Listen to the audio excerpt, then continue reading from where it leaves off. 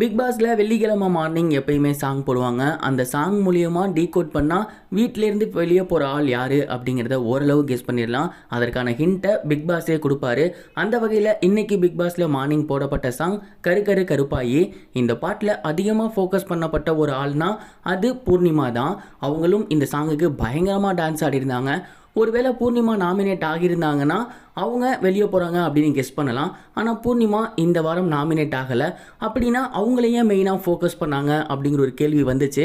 ஒருவேளை பூர்ணிமா கூட சுற்றுற ஆளுங்களை தான் வெளியே அனுப்ப போகிறாங்களோ, அப்படின்னா அது யார் அப்படிங்கிற கேள்வி வரும்போது நிக்சன் மற்றும் விஷ்ணு இவங்க 2 பேரும் தான் வராங்க.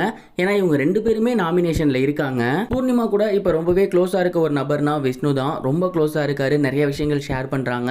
நேற்று அவர் அழுவும் போது கூட இவங்களும் அழுதுகிட்டு இருந்தாங்க. ஒருவேளை விஷ்ணுவை தான் இவங்க ஃபோக்கஸ் பண்ணி சொல்கிறாங்களோ, ஏன்னா நேற்றே அவர் ரொம்ப எமோஷனல் ஆகியிருந்தார். ஓட்டிங்லையும் பெருசாக அவருக்கு வரதில்லை, கொஞ்சம் ஆல்டர்னேட்டிவ்ல தான் வந்துகிட்டு இருக்கு. இந்த வாரம் ட்ரிபிள் எவிக்ஷன் வேற சொல்லியிருக்காங்க. அதனால் 2 பேர் அனுப்புறதுனால இவங்களில் ஒரு ஆளாக இருக்குமோ, விஷ்ணு போகிறதுக்கு அதிக வாய்ப்புகள் இருக்கோ அப்படிங்கிற ஒரு கேள்வி தான் இப்போ எழுந்திருக்கு. இன்னொரு பக்கம் அந்த பாட்டை டீகோட் பண்ணோம்னா அந்த பாட்டில் ரோஜா கொஞ்சம் ரகுடா கேரக்டர் ப்ளே பண்ணியிருப்பாங்க. அப்படி பார்க்கும்போது கொஞ்ச நாளாகவே ரகுடு கேரக்டர் ப்ளே பண்ணது யார்? அர்ச்சனா.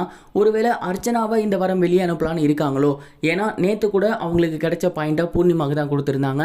அதனால கூட பூர்ணிமாவை ஃபோக்கஸ் பண்ணி காட்டியிருக்கலாம் அப்படிங்கிற மாதிரியான ஒரு சில தியரிஸ்லாம் வந்துகிட்டு இருக்கு. இதெல்லாம் தாண்டி பூர்ணிமா கூட சுற்றுற ஒரு பர்சன் அப்படின்னா நிக்சன். சாங்கோ கரு கரு கருப்பாயி கலரை மீன் பண்ணுது. ரீசன்ட் டேஸாக அந்த ட்ரூ கலர் அப்படிங்கிற மேட்டரில் அவர் பேர்லாம் கூட அடிபட்டு இருந்துச்சு. ஒருவேளை நிக்சனை சொல்கிறாங்களோ அப்படிங்கிற ஒரு கேள்வியும் வந்திருக்கு. ஆக மொத்தம் இந்த 3 பேருமே ரீசன்ட் டேஸாக பூர்ணிமா கூட நல்ல ரிலேஷன்ஷிப்பில் இருக்காங்க. அண்ட் இந்த பாட்டில் பூர்ணிமாவை ஃபோக்கஸ் பண்ணியிருக்காங்க.